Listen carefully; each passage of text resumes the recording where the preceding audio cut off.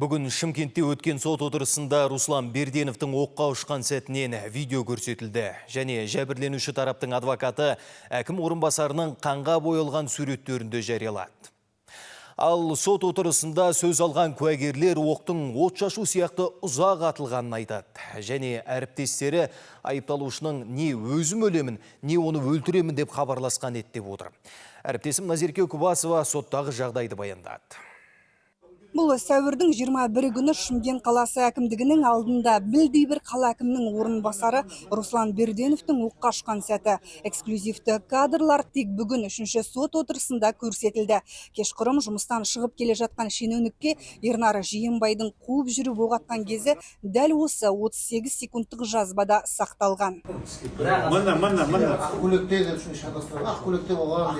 Бұл сау-тамтығы қалмай қанға боялған Руслан Берденовтың денесі. Әкім орынбасарының отадан кейінгі суреттері де тілшілерге ұсынылды. Ал адвокат сөзінше қазір шенеунік отаға жатқан. Операциядан кейін сотқа өз аяғымен келіп, өз жауабын беретін болады дейді. Офлайн қатсам дейді. Офлайн қатсам өзім келем, барлығын нақты өзімді ойым айтам. Операция қазір болып отыр. 3-тен басталады қазір. Оқ дәрісін шығарып отыр ғой. Бауыр, қол, өкпенің пленкасы бар ғой мысалы. Пленкасы оқ шыққан жоқ ішінде мысалы. Қаралаудың негізі екісіз болған деп ойлаймын. Ұят тірлік те ол негізі. Ол да біреудің қарындасы, біреудің анасы ғой, ертең оны сот кетеді. 10 жыл, 20 жыл тарихта қалады, ол өз әйелін қаралаған орынсыз деп санаймын. Бүгін өткен сот отырысында 6 бірдей куәгер сөз алды. Олардың арасында Берденов пен Жиенбайдың әріптестері де бар.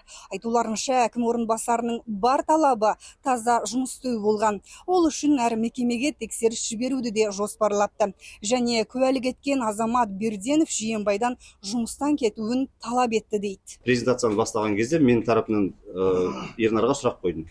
Сіздерді кәдімгі подрядчиктерді қалай таңдайсыздар? Сол кезде Ернар маған асеке сіз бәрін білесіз ғой деді. Сөйтіп сол кезде Руслан Арыспекұлы не айтқым келмей тұр ма соны деді. Содан бастады. Сонымен Ернар онда жұмысты қоя салшы, бұл тәртіппен істейтін болсаң. Мен конкретно саған айтайын, ашығын айтайын, біз екеуміз қазір жұмыс істей алмаймыз. Маған жұмыс істейтін адам керек деді. Сөйтті да бұл заявление жаз деді. Жазамын деді. Қарашы деп сонымен кеткен. Еске салайық, биыл 21 сәуір күні Шымкент қаласы әкімінің орынбасарына қастандық жасалған еді. Күдікті ретінде әкімдікке қарасты тұрғын үй Шымкент мекемесінің директоры ұсталды. Сотта бірінші болып жауап берген ол қылмысқа қызғаныштан бардым деген еді. Назерке Күбасова, Информбюро.